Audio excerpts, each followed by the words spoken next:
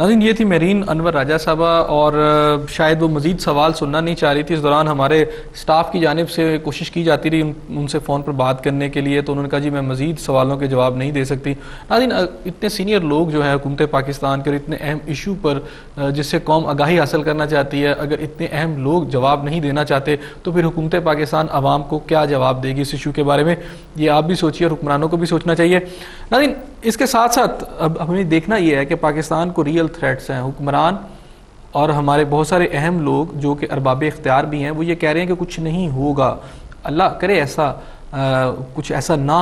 ہو، کچھ بھی ایسا نہ ہو۔ لیکن ناظرین دیکھنا یہ ہے کہ جو زندہ قومیں ہیں وہ اپنے دفاع کے حوالے سے اتنے غافل نظر نہیں ہوتے، کبھی بھی غافل نہیں ہوتے۔ ہم پاکستان کے اندر دیکھتے ہیں ڈرون حملے ویسے ہی ہو رہے ہیں، ایبٹ آباد کے واقعات ہمارے سامنے ہیں، ہمارے سامنے ریمنڈ کے واقعات ہمارے بالکل زیادہ عرصہ نہیں ہوا، اور اس طرح کے کتنے جاسوس پاکستان کے اندر ہیں، ہمیں یہ بھی دیکھنا ہے، ان کو بھی یہاں سے نکالنا ہے۔ میں عراق کی مثال آپ کے سامنے دوں گا، جب امریکہ کی جانب سے اتنے سنگین الزامات لگائے گئے تو عراق کے اندر انسپیکٹرز بھیجے گئے، جن انسپیکٹرز نے اس وقت بو ڈاؤن ہو گئے صدام صاحب امریکہ کے پریشر کے اوپر، انہوں نے انسپیکٹرز کو آنے دیا، اور ان انسپیکٹرز نے جتنی بھی انٹیلیجنس کا سسٹم اندر اپنا اڈاپٹ کیا، ایک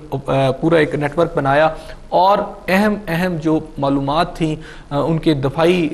نقطہ نگاہ سے جو عراق کی، وہ ساری امریکہ تک پہنچی، اور امریکہ کو پتہ چل گیا کہ عراق کے تھیلے میں کیا ہے، اور پھر ایک حملہ ہوا، اور عراق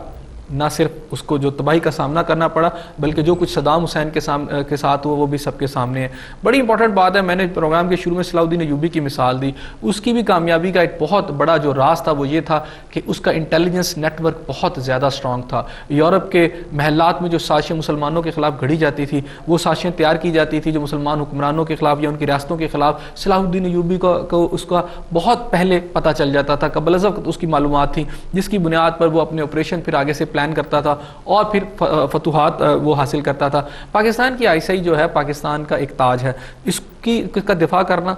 اس وقت بہت ضروری ہے۔ ہماری ریاست کو، ہمارے لوگوں کو ISI سمیت پاکستانی فوج کا بھی دفاع کرنا چاہیے، جو اس کی کریڈیبلٹی ہے پوری دنیا میں، جو امریکہ اس وقت ٹارنش کرنا چاہتا ہے۔ امریکہ بھی آج انہی لائنز پر چل رہا ہے جس میں انڈیا چل رہا ہے یا پاکستان کے دشمن ممالک چل رہے ہیں۔ ہم نے اس دوستی سے کیا پایا 11 ساڑھے 11 سالوں کے اندر، یہ بھی ہمیں سوچنا ہے کتنا نقصان ہے۔ اگر ہم میٹیریلسٹک پوائنٹ آف ویو سے دیکھیں تو ہمیں کیا کھویا کیا پایا، تو وہ بھی نظر آ جاتا ہے کہ $20 بلین لے کے اپنا $80 بلین کا نقصان کرنا کہاں کی عقل مندی ہے، پاکستان کو آگ اور خون میں نہلانا کہاں کی عقل مندی ہے، 40-45 ہزار لوگوں کو مروا دینا کہاں کی عقل مندی ہے، کیا کھویا کیا پایا۔ 11-12 سال کے بعد پھر پاکستان پر وہی دہشت گردی کے الزامات، امریکہ اسی لینگویج میں ہم سے بات کر رہا ہے۔ تو اگر یہی کچھ دیکھنا تھا تو یہ پہلے دن سے کہہ دینی چاہیے تھی، پہلے دن سے اس جو وار آن ٹیرر ہے پاکستان کو الائن نہیں بننا چاہیے تھا۔ ایک دہشت کی اور ایک پریشر کے اوپر امریکہ نے پاکستان کو جس طرح اپنے ساتھ ملایا تھا، پاکستان کے حکمرانوں کو تھوڑا بہت سٹینڈ ضرور لینا چاہیے تھا۔ آج اسی سٹینڈ کی ضرورت ہے تاکہ ہم پاکستان کا دفاع ایک بھرپور طریقے سے کر سکیں۔ میں پہلے بھی کہہ چکا ہوں کہ اگر امریکہ حملہ کرتا ہے تو وہ فوج کو، حکومت کو اور پاکستان کے سیاستدانوں کو اور قوم کو ایک جگہ ہی پائے گا، سب دفاع کریں گے، لیکن ہمیں اپنی کمزوریوں کو، کوتاہیوں کو جو ہم نے کی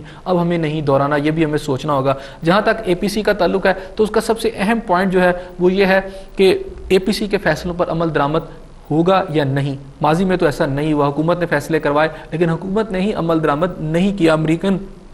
پریشر کے آگے جھک گئی۔ کیا آج جب سیاسی قیادت ایک فیصلہ کرے گی تو حکومت آگے امریکہ کے کھڑی ہو سکے گی؟ یہ بڑی اہم باتیں ہیں، بڑے اہم نکات ہیں جسے حکومت کو بھی سوچنا چاہیے، عوام کو بھی دیکھنا چاہیے۔